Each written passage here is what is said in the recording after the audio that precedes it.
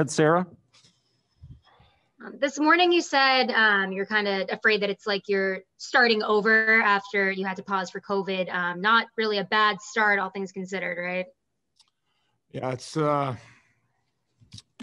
really good, obviously. I mean, the effort's just been, I think that's what has been really special. I think everybody's just digging in really to a man, and I think that's propelled us to, this last couple of games especially. I mean, we're obviously short-staffed and then get an injury and, didn't look very good at the start, but the guys have been just buckled down and, we're getting it done. Is that a Trip Tracy reference? Unfortunately, now apparently they all are. So. Go ahead, Corey. Roddy, I asked Marty if he had seen Peter. He said it didn't look as bad as maybe it seemed to be.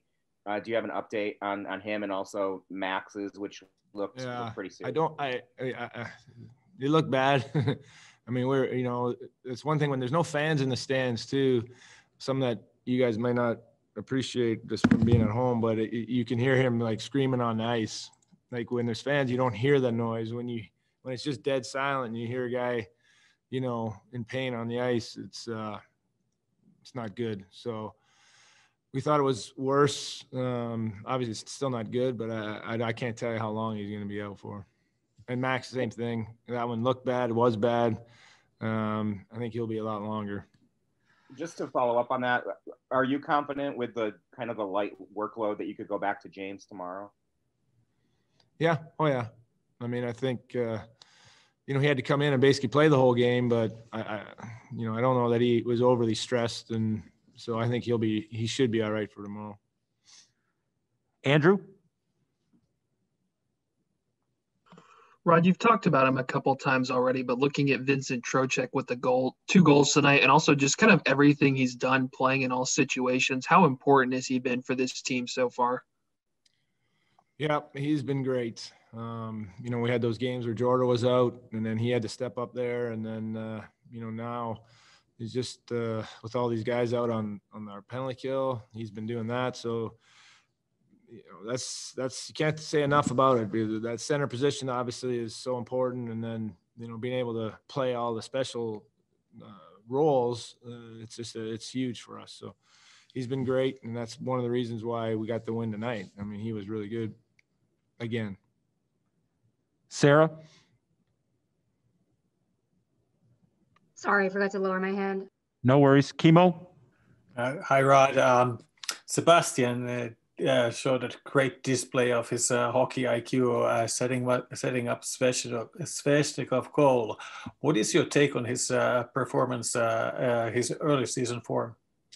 Well, he looks great. He's his pace has always been good, but early in some of the seasons, he's kind of a little bit slow starter maybe, but from day one this year, he's looked great. And, he seems to almost have another gear that he has picked up. So, that's obviously a good sign for us. And, he's a special player, and he made a special play to Svesh there, no doubt about it.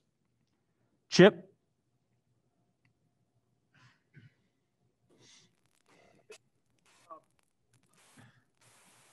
Can't hear you, Chip. Corey? Rod, you talked about adversity, and obviously you had your fair share already of adversity. You see things like when Lorentz has that breakaway, and we saw the reaction of everyone on the bench kind of throw their head back, like really pulling for him. Does this feel like, I remember in your first season, you really talked about how great the chemistry was. Do you feel like that's coming together now? Well, I think so. I mean, it's easy to pull for that guy. So I think everyone watching was probably thinking the same thing. I mean, but yeah, I mean, you have to have that if you want to be successful. And I think in these kind of times where, obviously what we're facing, having that close-knit group to battle for each other and, that next man up kind of philosophy, and it gets tired to talk about it probably, but there is a lot of truth to it. All right. Thanks, Rod. Thanks, everyone. Okay.